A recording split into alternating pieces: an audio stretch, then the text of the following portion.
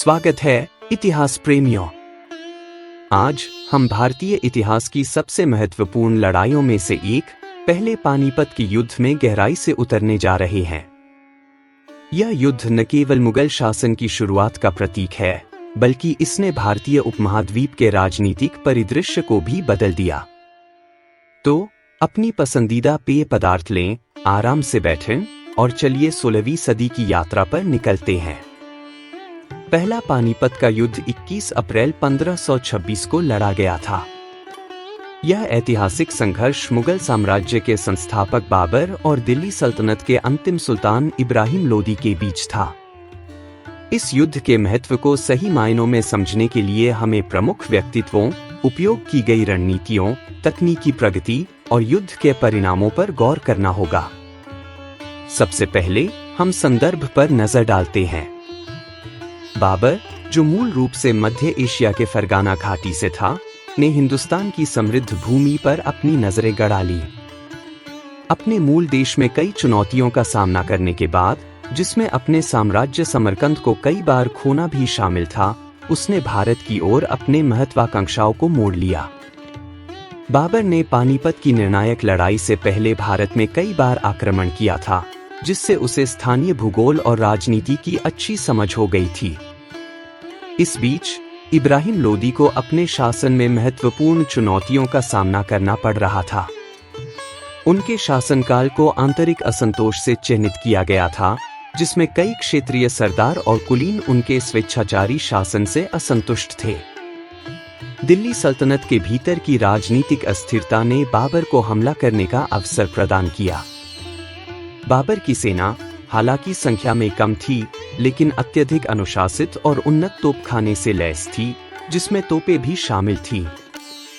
उनकी सैन्य रणनीतियां, विशेष रूप से तुलुगमा और अरबा का उपयोग, क्रांतिकारी थे।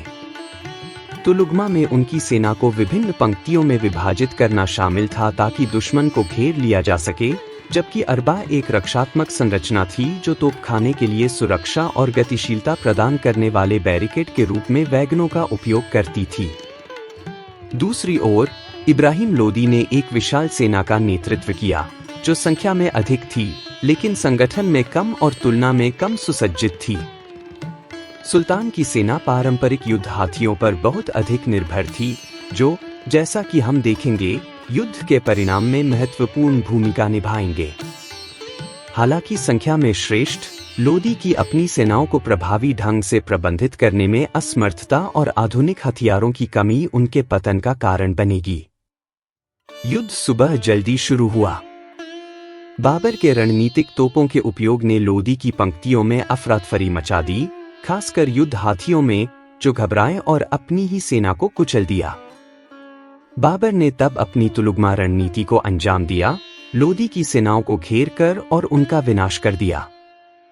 यह भी ध्यान देने योग्य है कि बाबर का बारूद प्रौद्योगिकी का उपयोग इस युद्ध में एक गेम चेंजर था। तोपों के शोर और विनाशकारी शक्ति ने लोदी की सेना पर मनोवैज्ञानिक प्रभाव डाला, जिनमें से कई ने पहले ऐसे हथियारों का सामना नहीं किया था। दिन के अंत तक इब्राहिम लोदी मारा गया और उसकी सेना बिखर गई। पहला पानीपत का युद्ध बाबर के लिए केवल एक जीत नहीं थी, यह भारतीय इतिहास में एक महत्वपूर्ण मोड़ था। इस युद्ध ने दिल्ली सल्तनत के अंत और मुगल साम्राज्य की शुरुआत की, जो सदियों तक भारतीय उपमहाद्वीप पर हावी रहेगा। पानीपत में बाबर की जीत ने उनके वंशजों के लिए मंच तैयार किया, जिसमें अकबर, जहांगीर और शाहजहां शामिल थे, जिन्होंने भारत के सांस्कृतिक और स्थापत्य वैभव में योगदान दिया। इसके अलावा युद्ध के दूरगामी परिणाम भी थे। इसने भारतीय युद्ध में आधुनिक तोपखाने और आग्नेयास्त्रों की प्रभावशीलता को प्रदर्शित किया, जिससे क्षेत्र में सैन्य रणनीतियों और युक्तियों में महत्वपूर्ण बदलाव आए। मुगल प्रशासनिक प्रथाओं की शुरुआत ने एक अधिक केंद्रीकृत और संगठित राज्य की नींव भी रखी, जिसने आने वाली पीढ़ियों के लिए भारत के राजनीतिक परिदृश्य को प्रभावित किया। सैन्य और राजनीतिक परिवर्तनों के अलावा मुगल साम्राज्य ने कला, संस्कृति और वास्तुकला में पुनर्जागरण भी लाया। मुगल काल के दौरान फारसी, भारतीय और मध्य एशियाई प्रभावों के संलयन ने ताजमहल जैसी प्रतिष्ठित संरचनाओं के निर्माण और समृद्ध सांस्कृतिक परंपराओं की स्थापना की, जो आज भी भारतीय समाज को प्रभावित करती है। मुगल कला, कविता और सांस्कृतिक त्योहारों के दृश्यों पर कट करें। तो ये था दोस्तों पहले पानीपत के युद्ध का विस्तृत विवरण। यह युद्ध अपनी रणनीतियों और परिणामों के साथ सैन्य इतिहास और राजनीतिक परिवर्तन का एक आकर्षक अध्ययन है। लेकिन यह कहानी यहीं समाप्त नहीं होती। इस युद्ध के बाद बाबर ने अपने संस्मरण बाबरनामा में इस ऐतिहासिक विजय का विस्तार से वर्णन किया है। बाबरनामा न केवल बाबर के जीवन का एक व्यक्तिगत खाता है, बल्कि यह उस समय की राजनीति, समाज और युद्ध कला का भी एक मूल्यवान दस्तावेज है।